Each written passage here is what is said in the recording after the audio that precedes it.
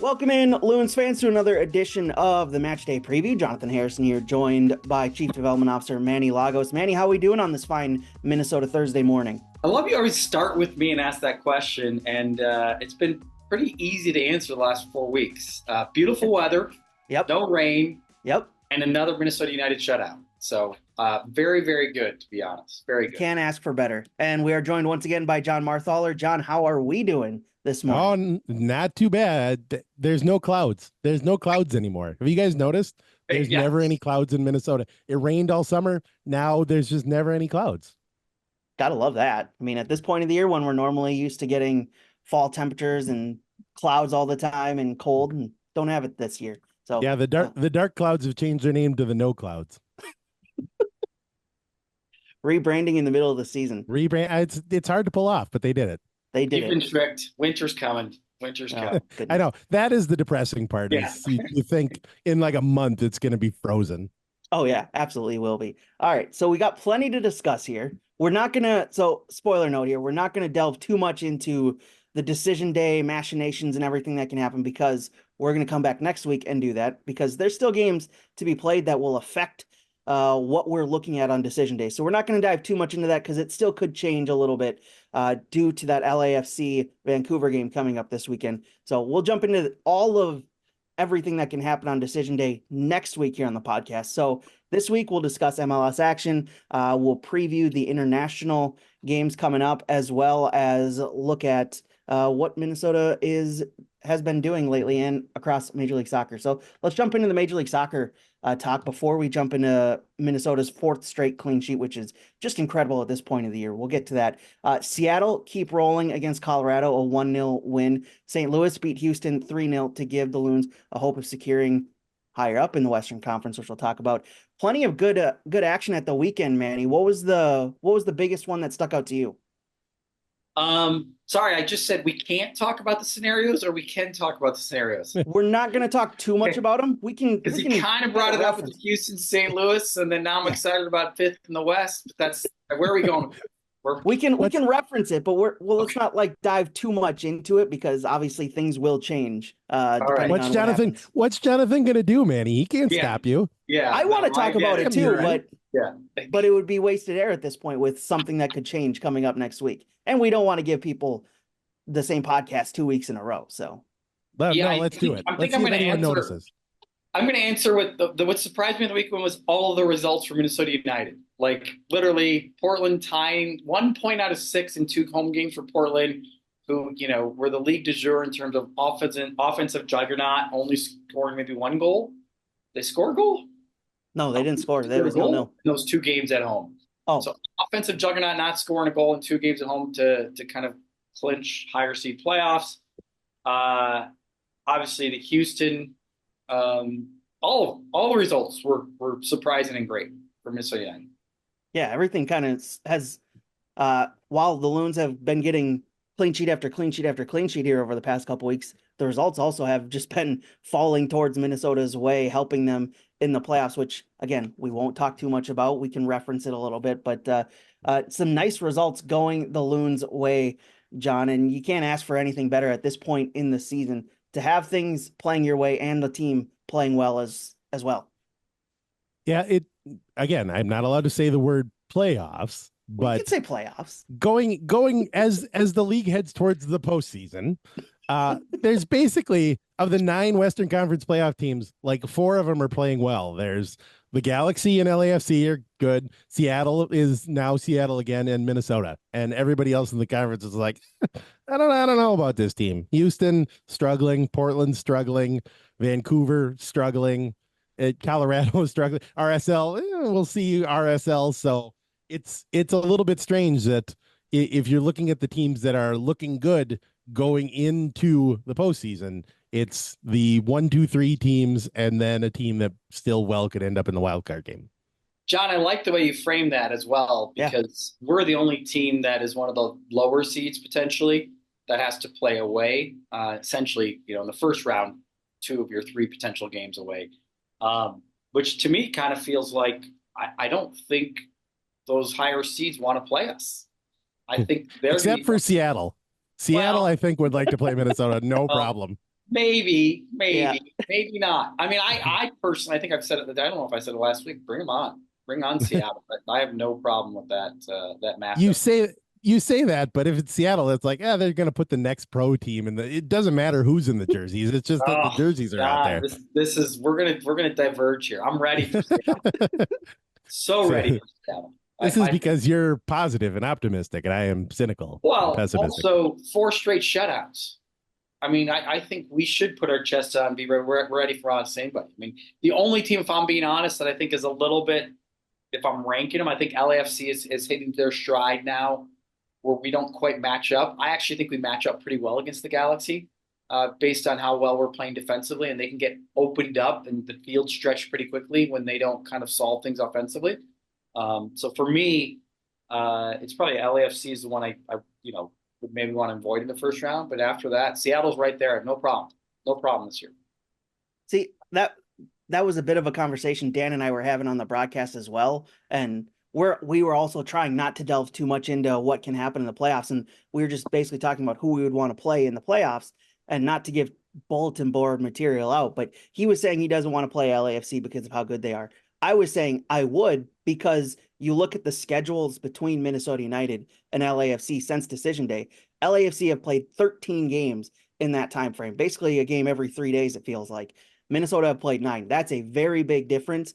And I know there's the week off between the end of the season and when that first game would be played, but I think I would rather take the team that's on tired legs, has a little bit of an older roster, and I think I would rather take them over LA Galaxy, but that's just me. John, I see you're smiling. I was just wondering, older roster, but what happens if you take Kai Kamara out of the mix? Are they then you the put youngest Olivier roster Giroud, in MLS? who's like 2 years younger. Yeah, Giroud. No, I like that. Giroud That's a and Kai good. Kamara. I mean, I think this blends into us talking next week about this stuff. Yeah, because that brings up a good point. They're gonna have to play a lot of games. They got to play this weekend. But my point, if we're flipping, I just like John's point to flip it in that way. We're one of the teams now, very quickly in the last month, that went from like, oh, it'd be great to play Minnesota. Like, I don't think anybody wants to play us. I think if they're looking at the away teams or the bottom seeds right now for the home teams, I think they're looking at Minnesota and be like, that defense is locked down. I don't want to play Minnesota right now. I just want to make the point that if Minnesota goes to Seattle and gets a shutout, they're going to lose 0 to -1. It's just going to happen. I don't know how it's possible, but that's the way it's going to go. Is that the shootout, or does that mean I don't know? I don't know. And somehow I didn't realize goal deductions was a thing. I knew points deductions were things in soccer, but I didn't think goal deductions were a thing. The first time in history. I don't know how to. It's like that baseball game where a guy caught for both teams and in the same game a couple of months ago. It's a first for everything. It'll break all the databases. Absolutely. And I know we cut it a little bit, but it really is amazing that Portland had 1 point out of 6 at home last week is really mind-boggling for a team that has been so good offensively and so good at home all year as well. Against teams that you would expect them to beat at this point in the season, with Austin struggling and kind of clinging on to their playoff lives, it was a very slim hope to do that. But Austin goes in, gets a 1-0 win, and then you get a 0-0 draw against Dallas. That's not a good sign. And I know we were talking a couple weeks ago about Phil Neville's heart going into some palpitations because of how their team tends to play defensively, but all of a sudden their offense, just as you said, Manny, just has forgotten to show up in the past week. And as we've been talking about, that's a good sign, because the rest of the Western Conference, looking at Minnesota at this point and how they're playing, especially on the road, when you have to start with Minnesota on the road in that first round, that's a nice prospect for the Loons coming up. But all of this does mean, and we can talk about this for sure, that the Loons are guaranteed at least one home playoff game this season, whether it's in the wild card round or in the first round. Manny, that's awesome for the Loons to return back home at some point this playoffs and be able to play in front of 19,000 at Allianz Field. I mean, what a crazy wild year! What a crazy wild sport we have, and what a crazy, just unpredictable, but just I do think the adversity of the team and a lot of change and a lot of leadership change and just dealing as a club with the outwardly, the criticism of the timelines of hirings, of getting people in, of building the roster. What an amazing accomplishment. I mean, I really do believe this is something that goes back decades of people that have loved soccer in Minnesota that have just, supported it, even though there's criticism, fans who support it, even though there's criticism. You start the year great, unbelievable, and then you have one of your worst losing streaks in the history of our MLS iteration, and then you have one of our best shutout streaks in the history of our MLS. It's just, I don't know what to say. Like, I just love it. And the fact that we end up now on decision day, not worried about whether we're going to make the playoffs, not even worried about whether we're going to have a home game, but giving our fans a home game. It's amazing. Amazing year. Really, I love the sport for that kind of stuff. Yeah, it's been a wild season for sure, John, and seeing the ups and downs and then getting into the playoffs here and it looks like going into the playoffs on some of the best form in the league. That's a great sign for what the momentum can do for this team going into the postseason. Yeah, it's a little bit, it feels like the opposite of the past couple of times that the Loons have made the playoffs. I'm trying to remember back to like 2019, 2020 was its own thing. It's like a sort of a haze about anything that happened in 19 that we season. were prepared to make a run. We just coached our game against the Galaxy. Yeah. But I think 20 was the COVID year. Yeah. It's hard for people to remember, but we had a pretty big year. I think what John's saying, sorry to interrupt, John. I think what he's presenting is kind of true. So go ahead. Yeah, all I was 21 and 22, both times the team had a good run in the middle of the year and then sort of tripped and fell over the finish line, and going into the playoffs wasn't playing that well. And to follow up that, lost their first playoff game. But because Minnesota made the playoffs 4 years in a row, I'd sort of forgotten that, discount the 2020 year because nobody was there anyway. But for most fans, they've had one playoff game here. There was that 2019 playoff game against the Galaxy. And that's the only MLS playoff game that most Minnesota United people have been to. So the fact that the Loons are going to get to host one, whether it's the wild card or whether it's one of the first round games or both, I think I think fans have to be feeling like a little bit of reward for sticking with this, just to be able to see one of those really big nights at Allianz Field. Yeah, absolutely. I think that's a fantastic point that I didn't even think about. That fans really here have only had one that they've been able to attend in the couple of years that we've gone to the playoffs over the last several years. So yeah, great point there. And 2019 was 15 years ago.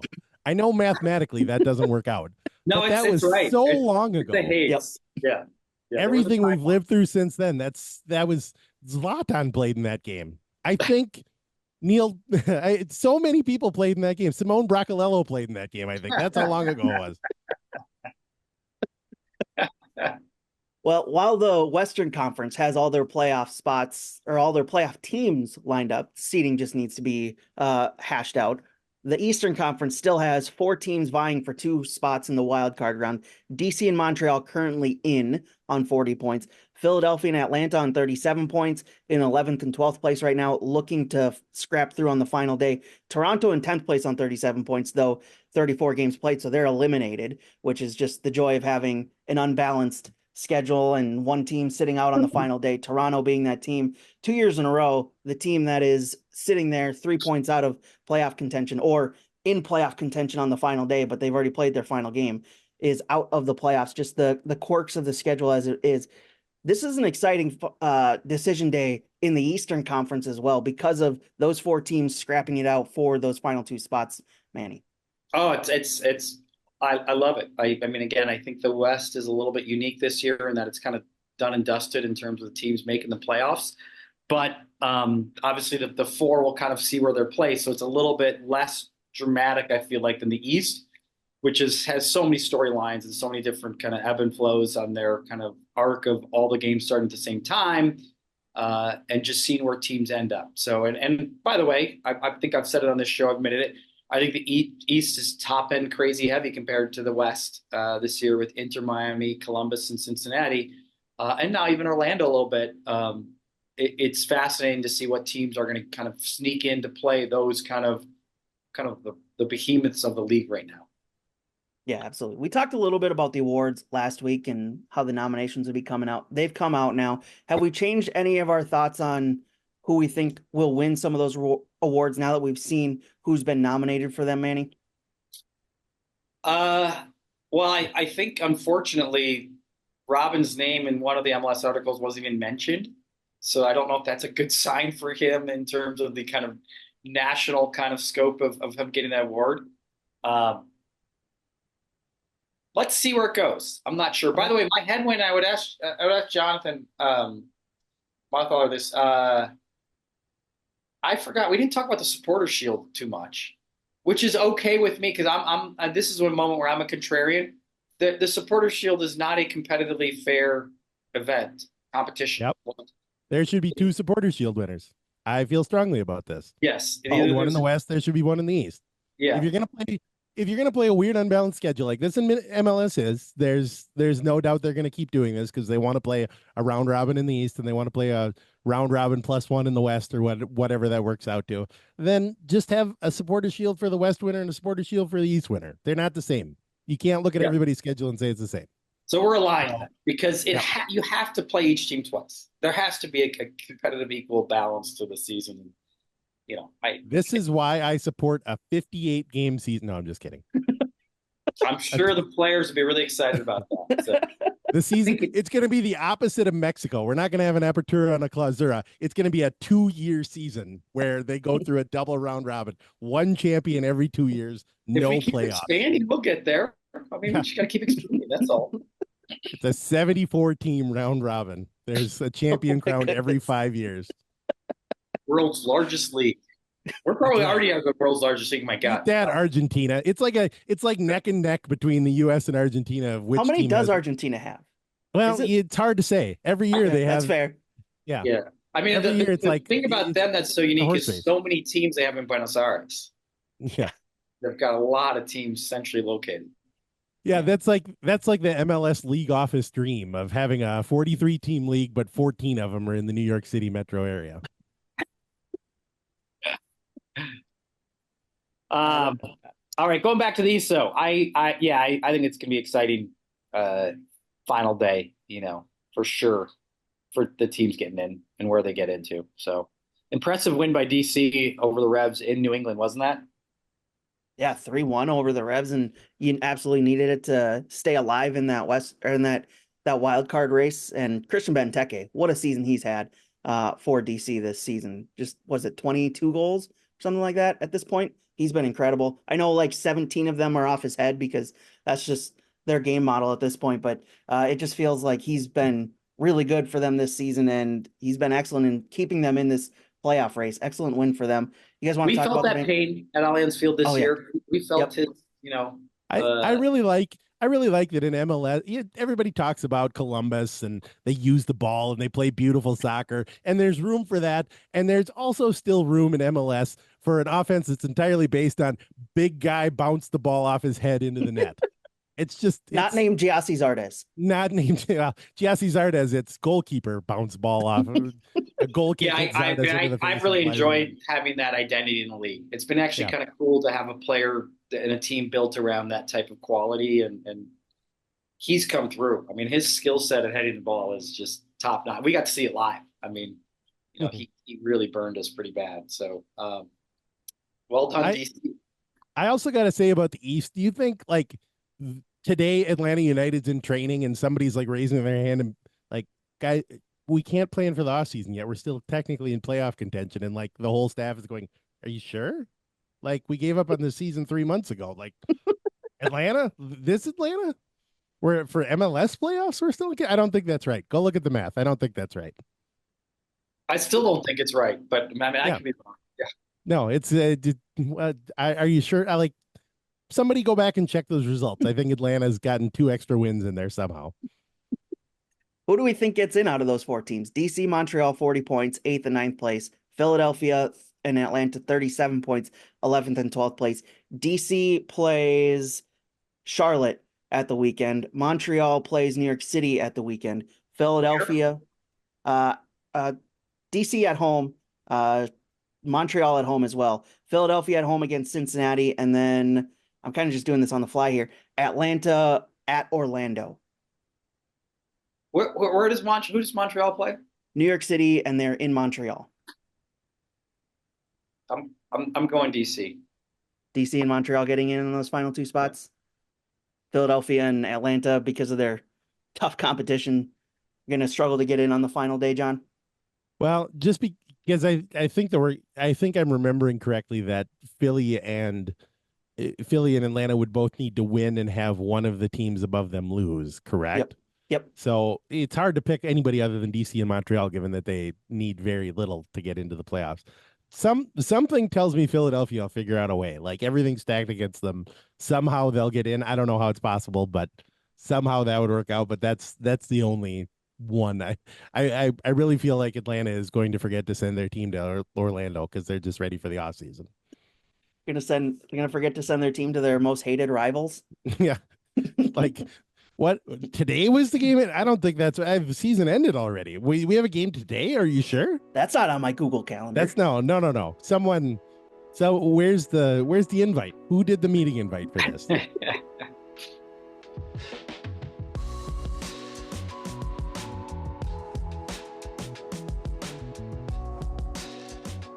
Just because the Loons are away doesn't mean you have to watch the match from home. With Loons Watch Spots presented by Coors Light, you can find a piece of that Allianz Field atmosphere at some of your favorite Twin Cities locations. Check out the full list of locations and upcoming watch parties at MNUFC.com/Loons Watch Spots.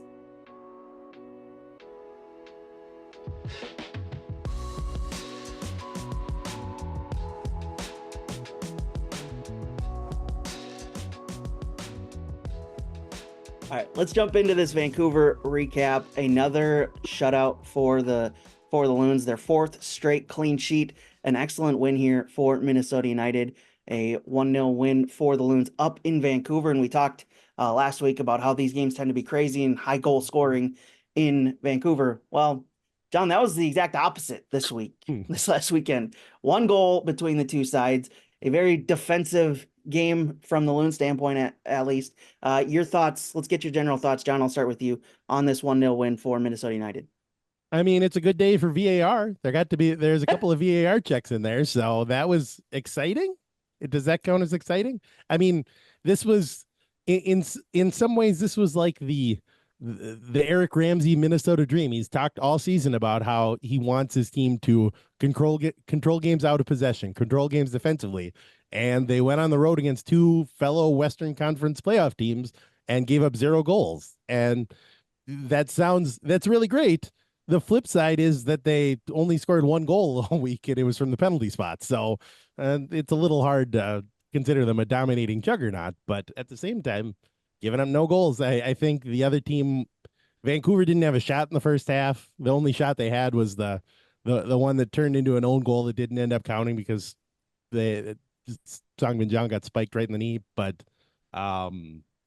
it's hard not to be impressed with that defensively. But offensively, it was not. Nobody's going to write home about scoring 1 goal, and it was from a crazy Carlos Harvey of all people dribbling the ball into the penalty area and getting fouled. So, Manny. I mean, I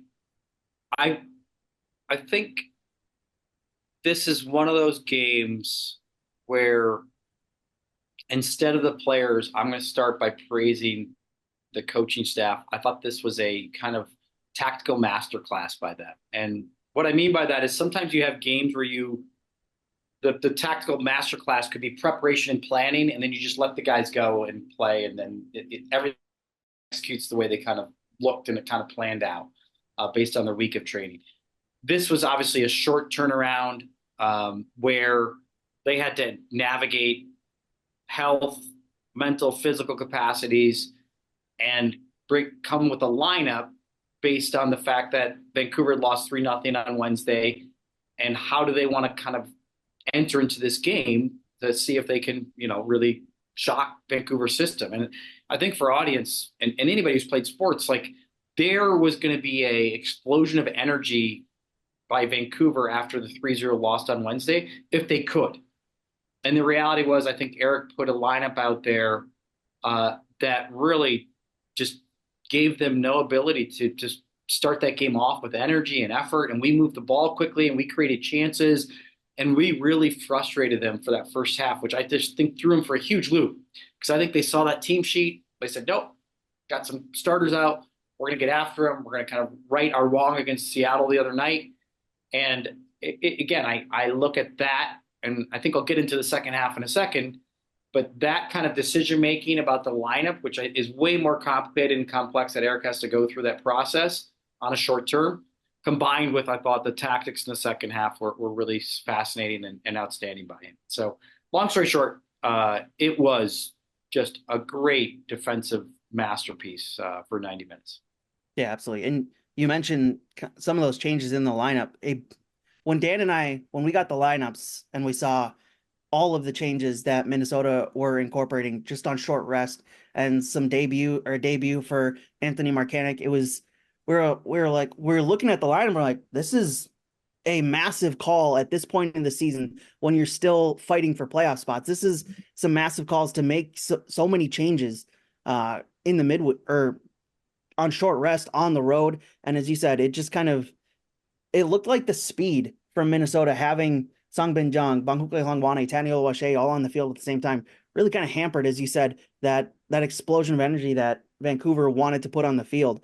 And it worked out. Carlos Harvey, let's talk about him because he was magnificent. Jon, you mentioned his dribbling, which I don't think many people expected to get out of their defensive mid/center back at this point in the season, but his dribbling in the box and just his ability to get forward as well as play solid defensively was incredible on Saturday. Carlos Harvey is strange because it was like 6 weeks ago that everyone was sort of going, thank goodness Jefferson Diaz is here because Carlos Harvey at right center back is not working out. And now somehow 6 weeks later, it's like, Carlos Harvey at right center back. Everybody knew. How could this not work out? This is amazing. I mean, just look at the back line that Minnesota started in that game. You got Markanek, never played for the team before, at left back. Jefferson Diaz, a guy that was signed 6 weeks ago, and everybody thought was a right center back or maybe a right back, playing at left center back.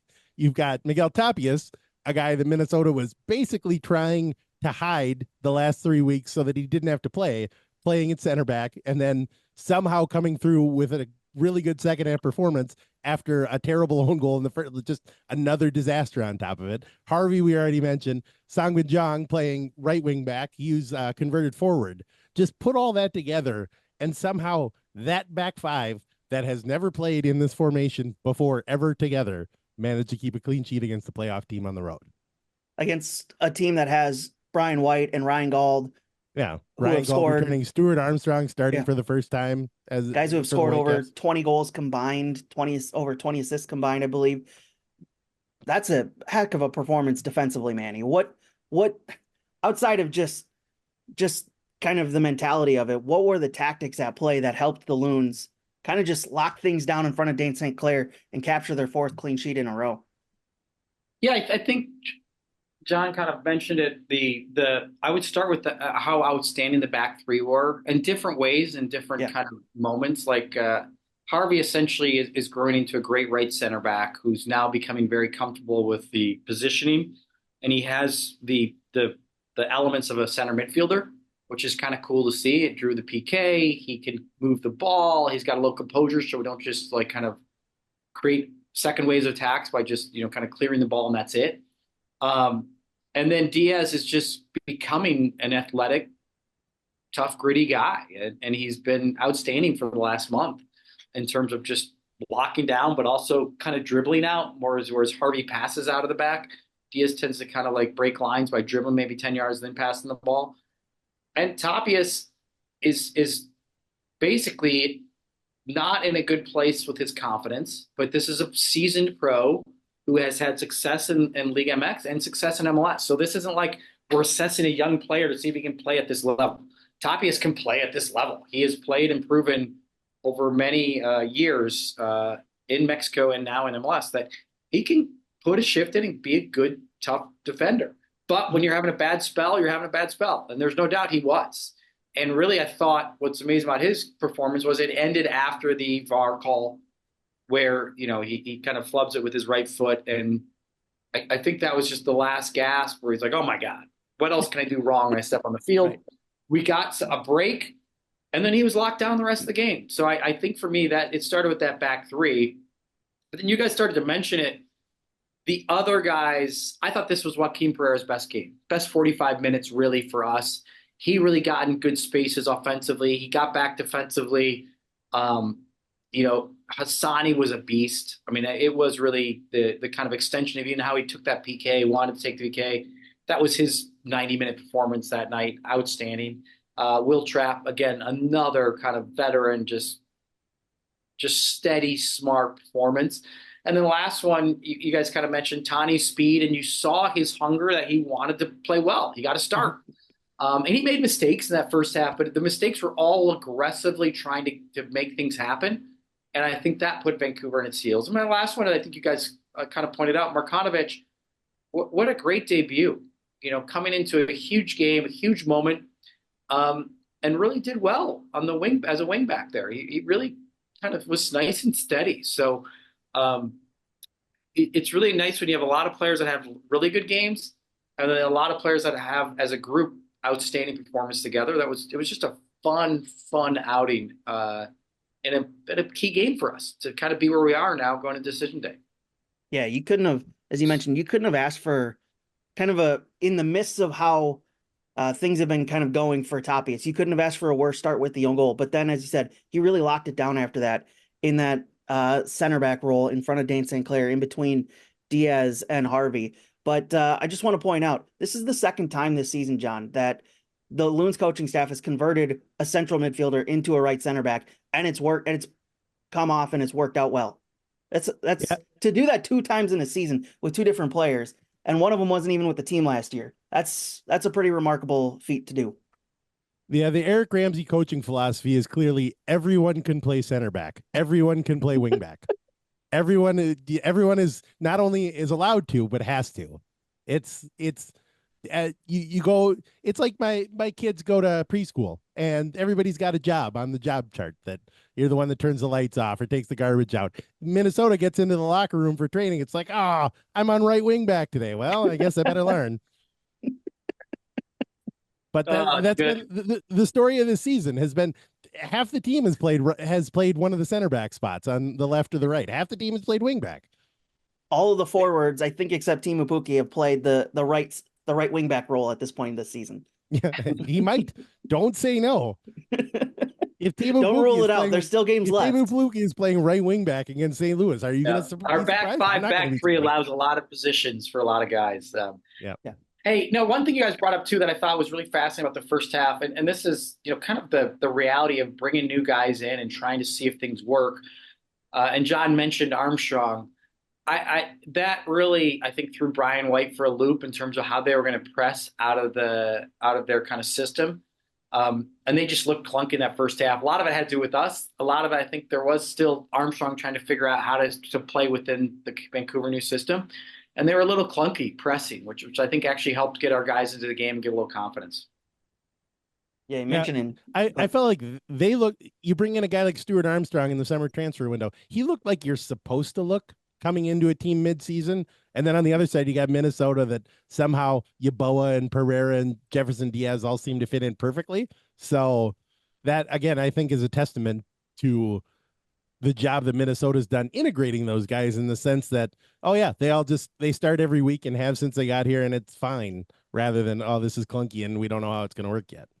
You mentioned Yeboah there. He was one of a trio of substitutes at about the hour mark. Rosales and Robin Lod subbed in as well. Loons having a 1-0 lead, being pinned back, playing really defensively. Manny, why those substitutions at the hour mark? Why Kelvin Yeboah, Josef Rosales, and Robin Lod, when those guys, I know Rosales in defense, but Lod and Yeboah tend to be obviously more in the attacking part of the field. Why at that point is he feeling at that point the 1-goal lead isn't safe enough, wants to go and get another one just to put the dagger in?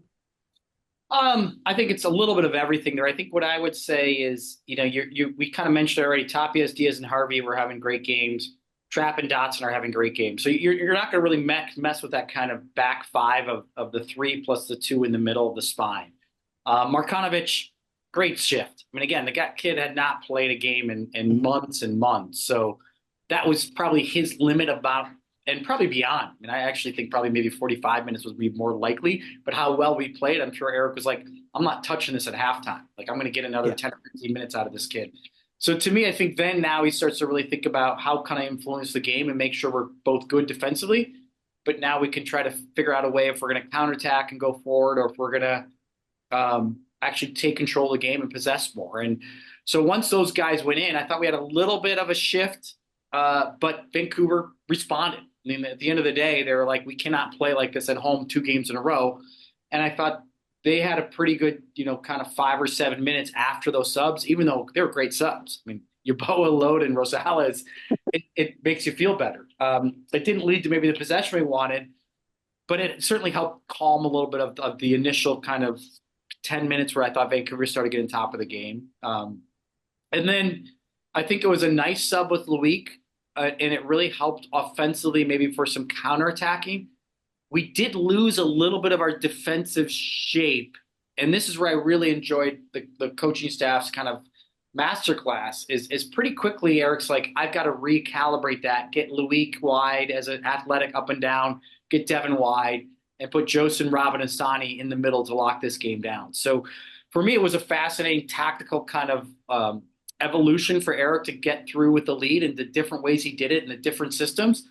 And he got there. I mean, again, at the end of the day, you felt a lot of stress, but when you close your eyes, not a lot of chances. And by the way, I do bring up Dane's been great. He's been locked down.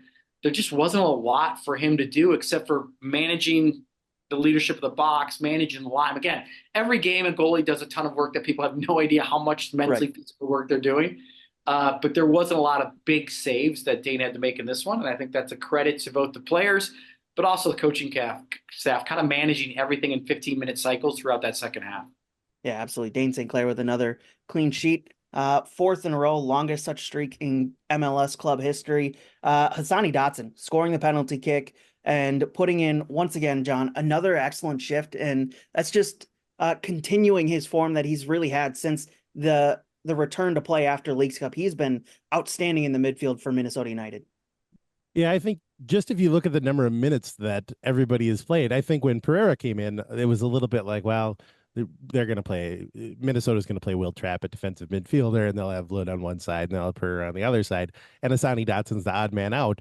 And this is kind of how everybody thought it was going to go. And then you look since Leagues Cup, I think Dotson's played about 625 of the 630 minutes or however that works out. Just you can't get him off the field because he's playing so well. And I think that's sort of a testament to him raising his game a little bit to go into not only this postseason, but this offseason, just saying this is the value that Hassani Dotson brings to this team. This is the value that he wants to bring. So I can't say enough about how he's played. He's been really impressive since the Leagues Cup break. Yeah, absolutely. The 4 clean sheet mark at this point in the season, that's really important because we know that playoff soccer tends to be a little bit different than the regular season. Manny, how important is it for this club to find its defensive form and defensive capabilities at this point in the season and on this kind of run going into the playoffs just a couple weeks from now? Yeah, I think and John kind of had the nice comment about us going into this playoffs feels different than maybe 21 and 22 because we're peaking at a time that is great for making a playoff run, combined with the fact that having good defense is really good in the playoffs. Like it is what kind of if playoffs become tight boxing matches, things do eventually open up for a team if they're struggling to score or they're trying to get forward. And if you can kind of stop some of these kind of offensive juggernauts, it's great. I mean, it just gives you confidence. Like I said, in your brain, if the other team doesn't score, well, you don't win necessarily because all these games go to PKs in the first round, but you have a chance of winning the game. So it's huge. Like I said, I think I mentioned it before, guys. I think if all the top seeds are looking at the bottom of the West, I think they're the team that they don't want to play because of how good we've been the last month and particularly defensively. And on the road. You mentioned that. You mentioned the clean sheets and defensively, but the road record, a club record on the road this season, 8 wins on away from Allianz Field. That's not a team that you want to bring into your house in the first game of the first round of the playoffs with some rest as well. That's not something you want to see. Looking at we're talking about the defensive record, John. Just to kind of put this out there and kind of play contrarian a little bit, should we be concerned about the goals drying up this last week, or do we just take that as kind of the factors at play and the short turnarounds, the travel, and etc.? I mean, I think you always can be a little bit concerned when you don't score a goal except from the penalty spot for an entire week. That said, you know how you knew going into the week how Minnesota was going to try to focus and try to play in those road games, and frankly, how they were going to play all season in those road games. It's been a lot of defense and counterattack kind of thing, which is a pretty standard way of playing on the road. So if you want to be worried about anything, I think you worry a little bit that they haven't created a lot of chances in transition off the counterattack over those last 2 games. I think that's, if you're going to get worried about anything, I think that's the potential thing to get worried about. I don't think there was maybe 1 or 2 chances that Yeboah in the half hour against Vancouver or the 90 minutes against Real Salt Lake really had a chance to create. So that, I guess that is something that you could probably put your hand up and say, all right, this is something to be a little bit concerned about, of how is Minnesota, as well as their controlling games defensively, how are they going to transition that? And maybe it's just the answer is that Robin Lod needs to be on the field and healthy more often because he's the key to all transition stuff. But as Lod gets into it, Manny sort of mentioned that Pereira looked a little bit more free to create. And that was something Eric Ramsey said last week, is that the Loons want to try to adapt to him a little bit more as well, in terms of giving him some freedom to attack. So maybe they can figure that out as well. But if you want to create worries about going on the road and giving up 0 goals in 2 games against playoff teams, Jonathan, I'm right there with you. I'm ready to. I'm ready to get nervous. Let's do this. I'm not trying to sow chaos and sow concern. Sow the chaos. We've said so many nice things putting throughout out the this question. podcast. Yeah, been very complimentary about a number of players, about manager decisions. Let's get chaotic. What is wrong with this team? Why can't Minnesota do anything right? This is the kind of hot takes that I want. Eric's never going to talk to me in the pre-match interviews ever again. Because that's fine. That's fine. I think you're actually, though, I think part of it is that we should be a little bit fearful of a little bit of complacency, because there is a big break right now. Yeah. And we are feeling good. We've accomplished a big goal. We've accomplished, 2 big goals, playoffs and a home playoff game. We do have one final regular season game against a sneakily team that is, it's a good roster. St. Louis has on paper a really good roster, and that can trip you up too if we don't perform and are sharp and solid and get a result that keeps giving this momentum. That can flip very quickly. So I think you get, and by the way, we're doing it on this show. We're just thinking about passing into our playoffs and that. And I think our guys have to really be ready for making sure that we have a good game at home to prepare for the playoffs, both mentally and physically, but also hopefully a better position, combined with, we got this international break where, particularly you brought up Lod. He's always for me, the biggest challenge, because that tends to be kind of bigger teams in Europe, and he tends to play a lot. And the coach plays a lot in those games. So, there's more to be said about this last game on decision day. I think that people realize that will affect how we go into that playoff and the mentality of scoring goals or not. Yeah, and I think, I think it's just, you're facing a St. Louis side in 2 weeks' time, or in a week and a half's time at this point, who's got an interim head coach who's clearly auditioning for the role. Clearly, I would imagine, wants that role full-time next season. A squad that, as you said, Manny, has very good pieces all over the roster. It just hasn't come off for them this season. And they're all trying to put out their best game tape for whoever is going to be head coach next season. This isn't a team that's really just kind of just up with their flip-flops on and at the beach already. They beat Houston 3-0 last week to show that they still are a very good squad that just had a bad season and a rough start to the season and just couldn't climb out of it. Any final thoughts on this match before we jump into our international break conversation, boys? Nothing? All right. No, I mean, just let's enjoy it. I mean, when we have performances like we've had, and then another one Sunday, that first half, let's 0.0 expected goals for Vancouver away. That's just awesome. I mean, yeah, how else can you say it? Like as a fan, that's a really encouraging sign. Yeah, absolutely. Let's jump into this international break conversation. U.S. men's national team, I think they're going to be the first thing on everybody's mind. Friendlies against Panama and Mexico. Mauricio Pochettino's first games as the U.S. men's national team manager.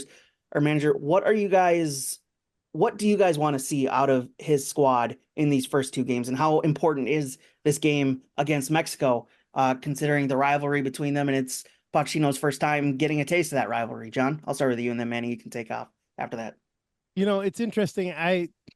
Normally you would look at a window like this and go, it doesn't really matter. But the fact that it's Pochettino's first window, and also I saw somewhere that he said that he hasn't talked to any of the players except somehow Anthony Robinson he ran into somewhere and he talked to him there. It's a little bit like, so it seems even more important because this is the first time everybody's got to wear name tags as he goes around the room. And all right, your name is Christian something. Hold on. He's got an assistant whispering in his ear. So I think it'll be interesting just from that standpoint that it's like the first day of preseason and also they're playing a couple of friendlies. And then, when the US plays Mexico, it doesn't really matter if it's C teams, doesn't matter who is playing in those games. It's both of those teams want to win. So that one will be interesting. The one against Panama is a little bit more like, well, it's not a big deal, but especially the way that the results were going before Pochettino took over. Yeah, I think it is important. I think it is important to win these. Manny?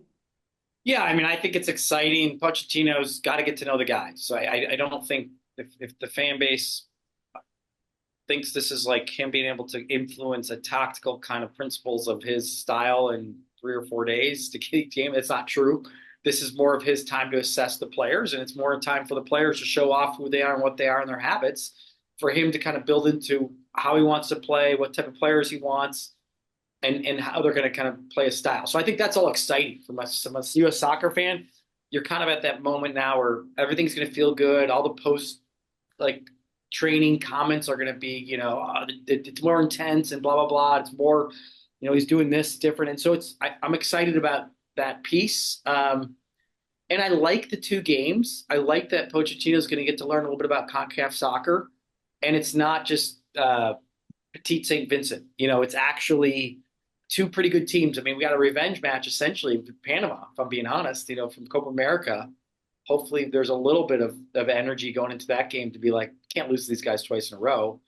Or did we tie them? Did we just tie them? Maybe we just tied them, but it felt like a loss. So, and then I think Mexico's fascinating because it feels like we're playing against how it used to be, where we were kind of the upstarts and trying to figure out how to beat Mexico.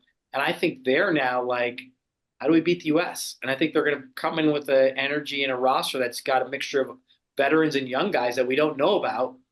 That's going to start to try to say we got to start beating the U.S. again. So it's a really, between Pochettino, Mexico, it's a great window for U.S. soccer for sure. You make a good point, Manny. U.S. soccer should have canceled this game against Panama and scheduled the most CONCACAF game they could have gotten. Like, yes. Thank you. Somewhere in the West Indies. Yes. It's got to be 103 degrees. The field, the whole thing is got to be. It's not mowed. There's no way it's mowed. Except someone was playing cricket on it that morning. Yeah. Like the morning of the game, there was a cricket match going on, and now they're playing soccer on it. Just absolute CONCACAF disaster, just to really get him into like dudes with AK-47s surrounding the pitch and fences, and nobody gets to sleep the night before because the hotel was in the middle of a bombing range somehow. And there's a 2x4 or bridge over the puddle of water between the locker rooms and the field. You need to really, really drop him into the fire on this one. None of this, we're going to play in a nice American stadium. Guatemala, that's where this game should have been. Oh, yeah. Absolutely. Just really drop him into the fire and go that way instead. This is what they should have done. U.S. soccer made a real mistake here. So outside of playing the most CONCACAF of CONCACAF games to start off with, I want each of you to give Mauricio Pochettino advice here, because we know he listens to this podcast. He's an avid match day preview listener. Give him one bit of advice to deal with the CONCACAF of it all, because we know he's going to get the full taste of it this coming week. What's your one bit of advice? John, I'll start with you. Manny, you next.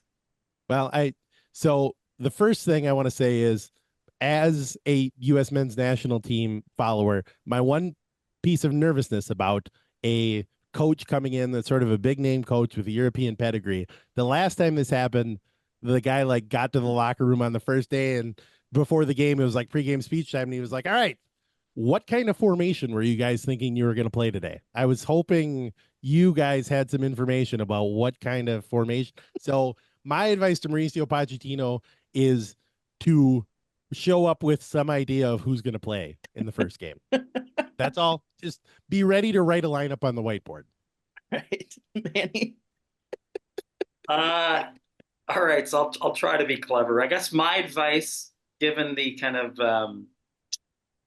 audience is probably, vitriol for Klinsmann, would be just do the opposite of Klinsmann. I think Landon Donovan's a little bit too old to bring back into the lineup, though. Just bring in Klinsmann as a consultant, and whatever he says to do, just do the opposite of that. Love it. All right. Other action going on across this week, across international play. Couple Loons in action. New Zealand with Michael Boxall have a World Cup qualifier and a friendly. Tahiti and Malaysia. Dane St. Clair in action. Are those qualifiers, though, really? Are they? Are they? I'm not commenting on the quality competition. New Zealand qualification is now honestly, like CONCACAF qualification, where it's like New Zealand, you really got to look at this qualification and think, should we ever lose this ever? You're just saying it's like Alabama being placed into the Sun Belt Conference and saying, go ahead, qualify. That's right. Yeah. It's like, guys, this should not be a problem. Just deal with this. Although, frankly, you look at this travel schedule, New Zealand's playing in New Zealand, which is far enough, but then they've also got to go to Vanuatu, I think is where this game with Tahiti is. Crazy. Just the travel there is utterly ridiculous. So maybe it's way harder. Maybe we should give him some credit. Michael Boxall clearly racking up the airline mileage this year. Oh, man. If he gets to keep his miles, he's going to fly for free until he's 155 years old. Canada in action against Panama. Honduras have a couple games as well. Wait. Canada. By the way, I'm excited because I'm intrigued to see if Dane gets the start. Yeah. Grepo didn't play in the last game for Portland. It's one of those ones where I really hope he does. That's exciting. If Jesse puts him as number one in this game, I think that would say something about where Dane's level is. And I don't know about you guys, but I think he deserves it, if I'm being honest. So, the way he's played, yeah, I think so. Honestly, I think being just that Jesse Mars is in charge, I think I've made this joke before on this podcast, but it's going to be like that scene from Batman where they have a broken pool cue in a room and just leave it. And that's who's going to start, is whoever gets out of that room. Love it. Honduras have a couple games. Finland in action as well. Ireland and England. So you mentioned the big games for Finland. Doesn't get any bigger than having Ireland and England in their group and playing those guys. So Robin Lode will have a healthy bit of action. Across the international break, what else will you guys be watching, John? This is a weird international break where you've got some random qualifiers and you've got some Nations League stuff. And I don't know. When they first introduced all the Nations League stuff, I thought, this is great. No more friendlies. This will all mean something. And now we're about 3 years into it, and I'm so tired of the Nations League. Like, can we be done with all this Nations League nonsense? Go back to friendlies. What about Super Nations League, where it's everybody in the same nation? And a Swiss system. Everybody loves the Swiss system. What the heck is it's worked out so well for the Champions League and Europa League so far. Yeah, exactly. It's really fun. Oh, there's a 36 team standings. This makes sense to me. Yeah, this quit with the Swiss systems. Go back to the old days. Cancel international soccer entirely. I don't know. Manny, any games you're looking out for? It's back to MLS. It's Vancouver LAFC Sunday night. That's it. That's where my brain will be. All right, that's a perfect transition. It's like Manny's been doing this all season. Prediction time. Vancouver, LAFC. We know Vancouver's recent run of form, especially at home. We know LAFC's run of form. This one in Vancouver. Obviously, we know it means a lot for Decision Day, which we'll talk about next week right back here on the Match Day Preview. Let's get your predictions. Manny, you start then, John. I mean, there's no way I can't homer this, given that I heard the Portland-Dallas one and got that right. So, yeah, LAFC. Yeah, definitely. That's it. John? Yeah, LAFC wins and Vanni Sartini's head explodes during the second half. That guy just seems real high-strung at this point of the year. Does he get another yellow card? So, yeah, John, for his head exploding. First of all, it's so nice he's in the MLS. He's so eccentric. Yes. Amazing. Yeah. He really makes me better. And it's just all of him is crazy. Everything about him is like insane. He's not really Italian, but you can see why he could come from Italy, but I can't quite figure out where he's from. Is there anybody else in the league, John, besides Sartini? Are we missing any other eccentric coaches, or is it just him?